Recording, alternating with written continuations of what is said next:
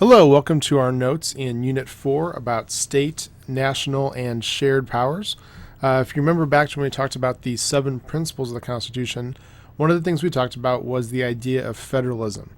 The basic concept behind federalism is that the power of government is going to be divided up in several different layers of government.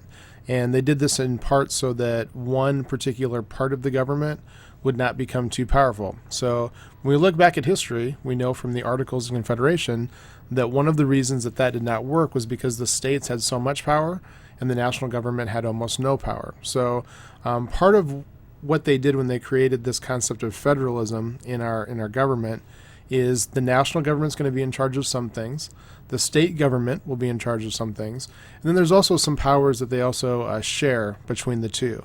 But because they're dividing it up, you kind of eliminate that possibility of one part of the government becoming too powerful. So we're going to talk about several different powers today. We're going to talk about whether they're national, they're state, or they're shared. And on your sheet, you've got a Venn diagram. So you're going to be able to kind of keep track of which category these powers are in. And then one of the things that you'll be assessed on later is you'll need to be able to tell us on the assessment whether or not that particular power is a state, national, or shared power. So let's go ahead and get started, and we're going to talk first about national powers. Okay, so these are things that are basically left up to the national government. Okay, the first one is maintaining a military. Now again, a lot of these are pretty much common sense type things, but it wouldn't make much sense for each individual state to have their own military, their own army, their own air force. Now we do have states that have National Guard and like Air National Guard troops for a state, but the national government is the one that maintains our military. So we have a United States Army, we have a United States Air Force, United States Marines. We don't leave that up into each individual state. Also, kind of paired with that a little bit, is it's up to the national government to declare war or not. So again, for example, we don't have the state of Missouri does not have the ability to declare war on another state or another country. So if we go to war as the United States, that's something that's determined by the national government. A couple other national powers. One is the ability to establish postal service. Again, when you think about this, it wouldn't make much sense for each individual state to have a postal service because a lot of the mail is going to be sent outside of that one particular state. So that is a national power. And then also, it's a national power to set standards for weights and measurements. We want a pound, for example, to be consistent throughout all 50 states. If I go into a store in New York and I'm buying fruit, for example, if I buy 5 pounds of apples, I want those 5 pounds of apples to be the same amount as if I buy 5 pounds of apples in Washington State. Okay. Also, you can think about things that are like really small as far as measurements. If you're buying an ounce of gold, you would definitely want that ounce to be the same in Indiana as you would if you're buying an ounce of gold in Georgia. So those are set up by the national government. They come around and they sometimes measure scales and things. If you go to a store, a lot of times they'll have little stickers on them as far as like when they were last verified and stuff. They also have this for things like gas stations that sell gasoline. If you look on the pump, there'll be little stickers as to the last time that they were certified. So we want these to be consistent throughout the entire United States. Another national power is protecting copyrights and patents. So if you invent something, you have that protected not only in your particular state, but throughout the entire United States. And then most countries also have agreements with other countries that say that they will honor other countries' copyrights and patents as well. So copyrights are mainly for things like books and different kinds of written material and stuff. Patents would be more like for an invention. So if I invent something here in the United States, it's patented in the United States. It's also going to be honored by other countries. Again, they have kind of an agreement internationally. But if I invent something here in the United States, I don't want somebody in, for example, France to be able to steal my idea and then create it and sell it in France. I want them to still have to come to me and ask me for, royalties or permission to be able to use my invention. When you look at the copyright laws in the United States, this is an entirely different topic we could go into for a long period of time. But one of the interesting things, if you want to kind of dig into copyright a little bit, is look at the influence and the power of Walt Disney over how laws are made in the United States. The graph you're looking at right now on the screen talks about the duration of years that copyright is able to exist. So if you write a book, for example, or if you have some kind of artistic, in this case, for example, like the image of Mickey Mouse, okay? Well, over the years, the amount of time that you have exclusive rights to that has changed. So it used to be that you had so many years, and then once those years expired, then anybody could use that likeness or image. So this is kind of an interesting graph that talks about the idea of Mickey Mouse and how over the years, just about as soon as there's going to be a expiration of the Mickey Mouse deadline, there's laws passed in Congress that extend copyright for everything, but it also just happens to extend copyright for Mickey Mouse as well. So again, this is something we could get into for hours of discussion about how much influence different companies have over laws being made and who's passing the laws, who's proposing the laws. But there are some kind of interesting things about Mickey Mouse and copyright.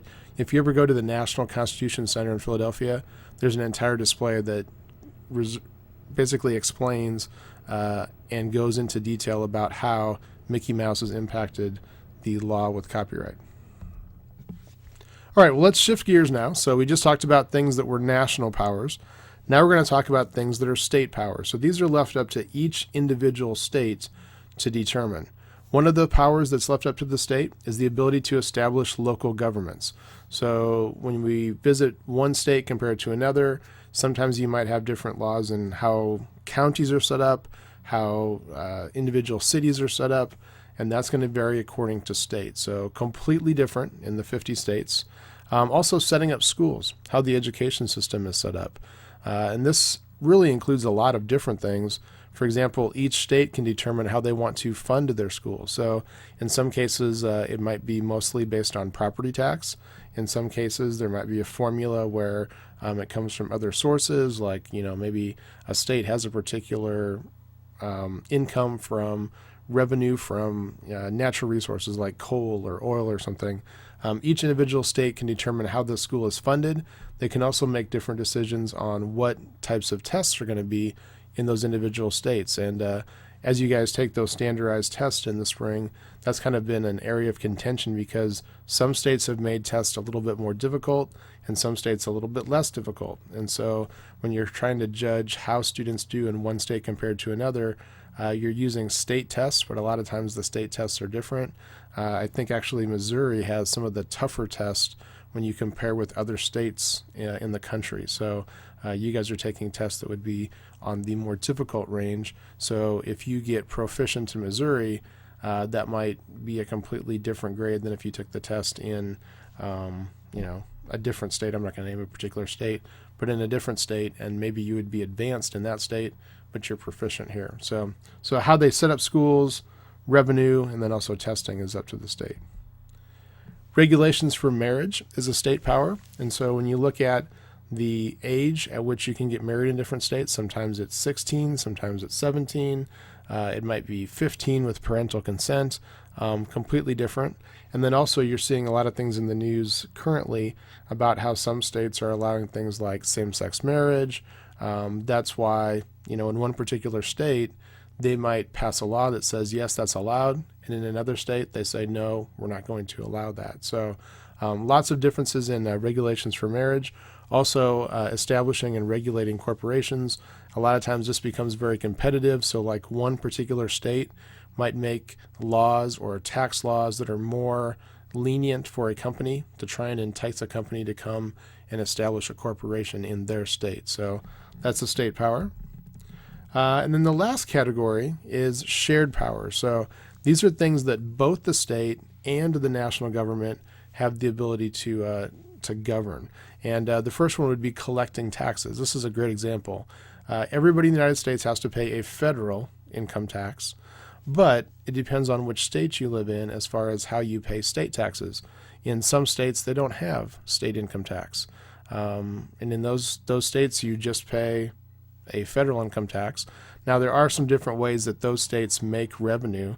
They might have a higher tax when you buy things, for example, but some states do not have a state income tax at all. So that's a great example of how it's a shared power. Also, establishing courts. It depends a little bit on what law you break according to which court you're going to go to be tried in.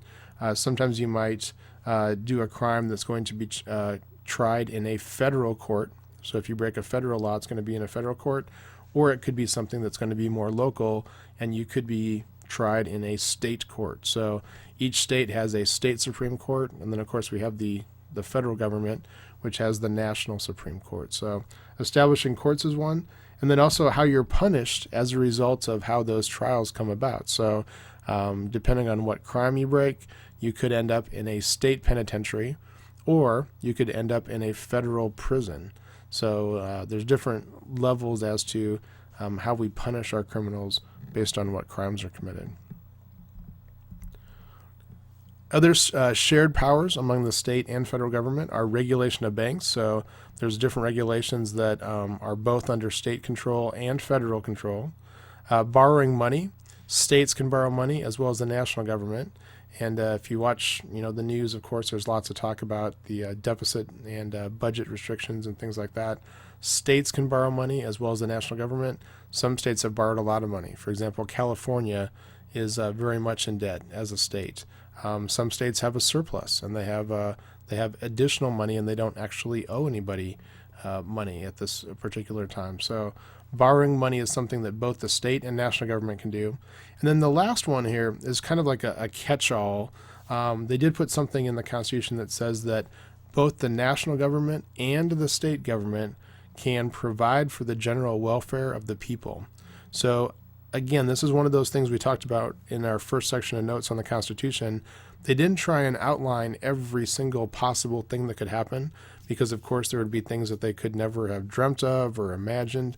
So they just basically said if something happens and you need to provide for the general welfare of the people, the state or the national government, either one, is allowed to come in and help. Maybe that's with supplying vaccines for something if there's a breakout.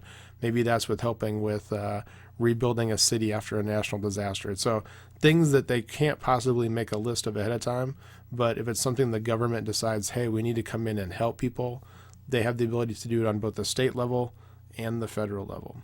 So as we look at those, again, you should have three categories: national, state, and shared.